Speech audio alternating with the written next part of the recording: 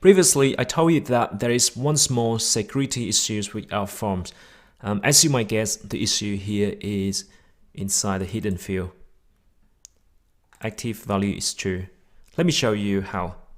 If you open your photo upload page, and I want you to open Chrome tool, so you can click here, More tool and Developer tool, and open Elements, and I want you to click on this one and select this button, and here you can see we got the type hidden.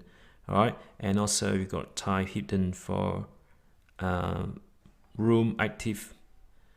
Right, let's say if someone opened just like me, double click on this one and change this value to false, hit enter, and now I want you to open the database, go to the rooms.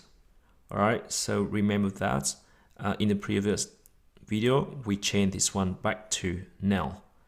Alright, now let's see if I change this one to false, and if I hit the submit button, what's happening?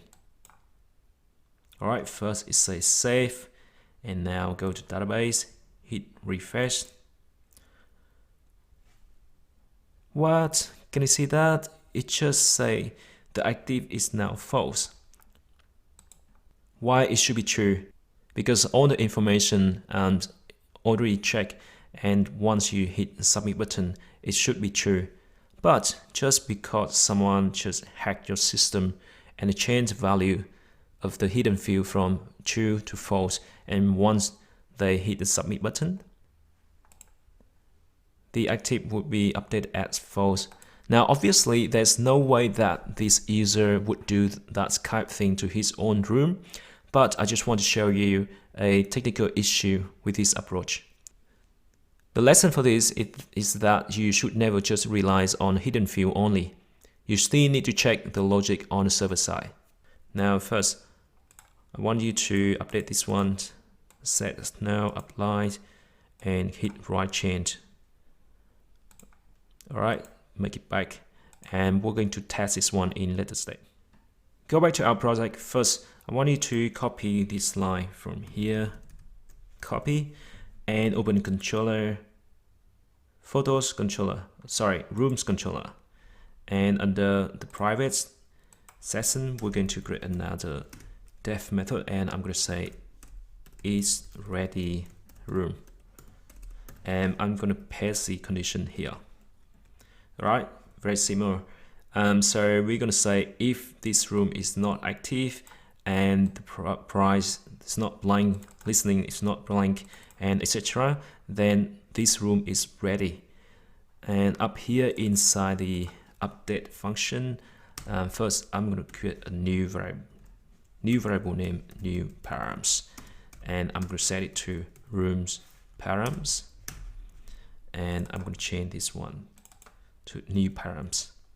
Right, so normally if nothing happened, you just got the rooms params, but you're gonna say new params equal rooms params dot merge, and then here you say active, you set it true, and you can say if is ready room. Alright, so what's that means? So that means every time you update, if this room is not ready, then you just add to rooms.params as normal. But if you got this room is in the ready status, then you just merge the active attribute to the rooms param with the value true, and then you pass the new params into here. That's very simple. Now let's go back to our web browser. I want you to go here and hit enter. All right, and we just right click here and hit inspect.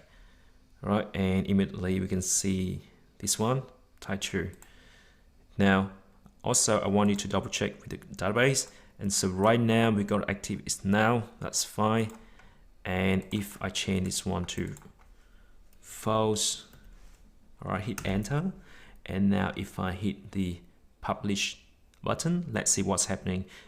Notice that here I've got everything is ready, all right? And this room, the active right now is null. And I hit submit. Okay, first it say save.